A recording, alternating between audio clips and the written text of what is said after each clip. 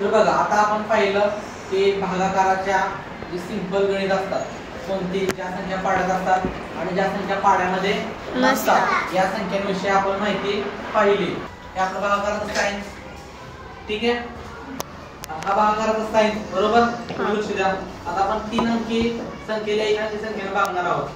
1 अंकी संख्येने का? कारण आपण तो पाडा घेतलाय, त्या संख्येची गणित बनवणार. एकच पाडा का घेतलाय? कारण तुम्हाला जी वेगवेगळी उदाहरणे ती तुम्हाला समजण्यासाठी सोपे जावे. आता गणित घेतोय मी. 125 घेतले. किती घेतले? 125 भागिले 6. 125 डिवाइडेड बाय 6.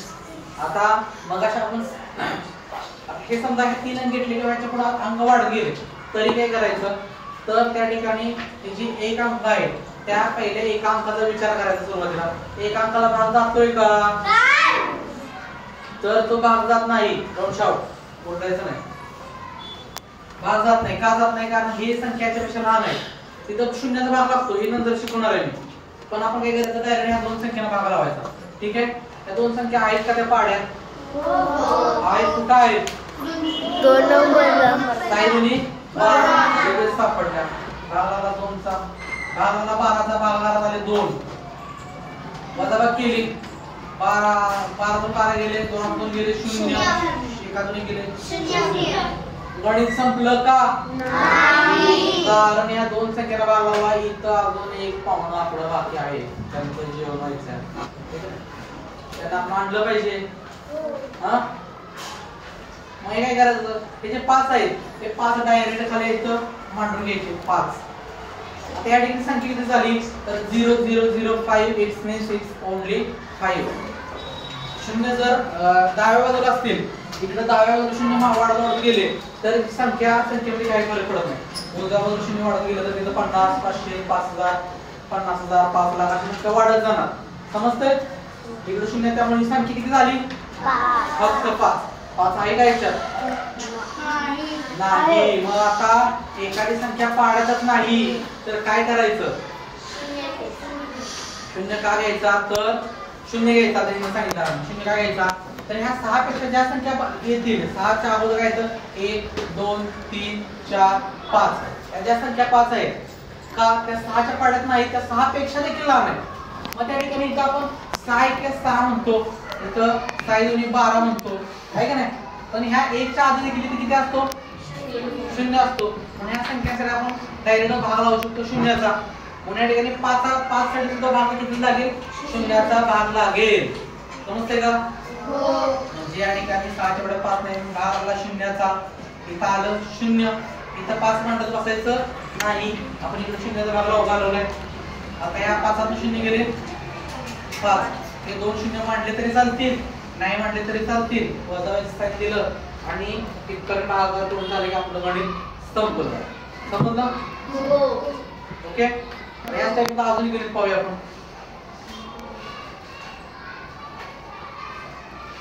बघा,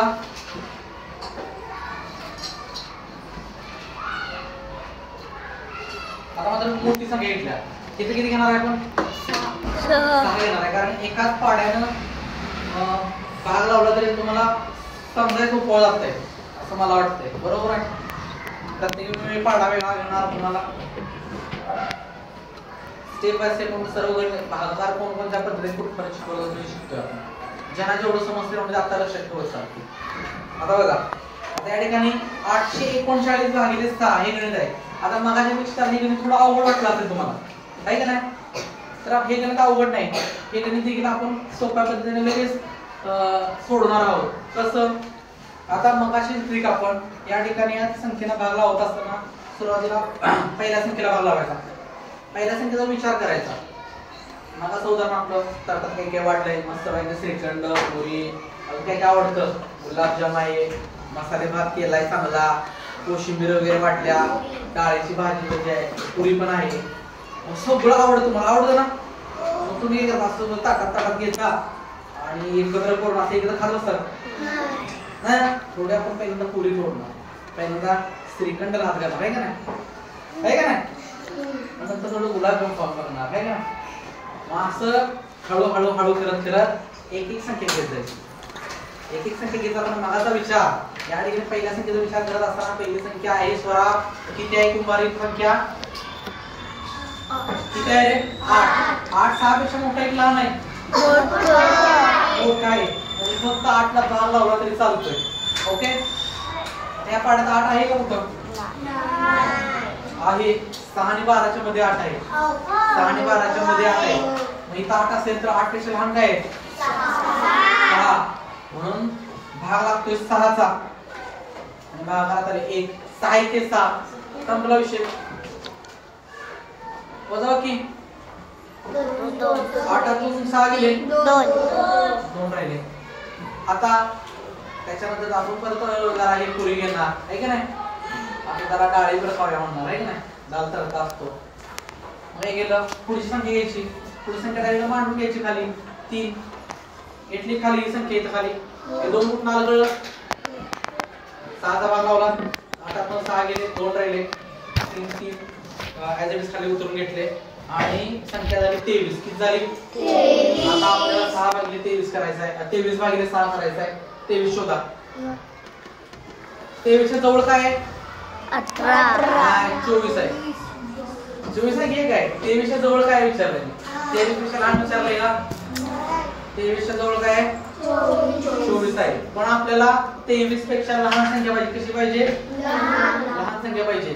तर कृष्णात 23 पेक्षा लहान असणारी संख्या आहे 18. किती आहे 18 म्हणजे भाग लागला 18 चा आणि साहित्री 18 म्हणून भागात आले 3. समजतंय का आणि वजाबाकी आता वजाबाकी करायची 3 आड जात नाहीत म्हणून आपण पुढे मोजून वजाबाकी करायचं. वजाबाकी करणे 2 पद्धती एक घालवणे आणि पुढे मोजून करणे ठीक आहे. 18 च्या पुढे 23 पर्यंत 18 च्या पुढे काय येतं 19 20 21 22 23 किती झाले किती झाले संपलं का गणित नाही गणित संपलेलं नाही. आता डायरेक्ट 9 उतरून घ्यायचे का आता पुढचा एक पदार्थ घ्यायचा मसाले भात आहे का नाही. इथं आता 5 आलं खाली सॉरी 9 आलं 5 आता आलं इथं आणि इथं 9 आलं संख्या झाली 59 झाली 59 झाली काय झाली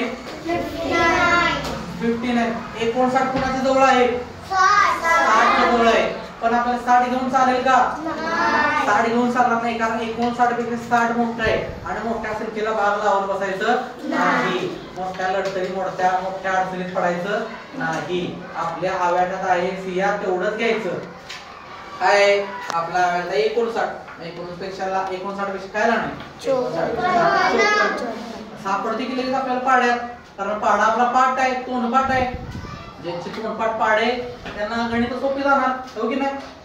या ठिकाणी भाग लागतोय 54 चा भागाकारात आले sin 90 54 वजाबाकी आता वजाबाकी मगाच्या पेक्षा हे करू शकतो आपण नाव पण 4 गेले 5 5 गेले आणि हा शून्य मांडला तरी चालतो नाही मांडला तरी चालतो. म्हणजे आपलं काय आलं 839 भागिले 6 चं उत्तर आलं 139 बाकी आले 5 भागाकाराला 139 समजलं का हो ओके.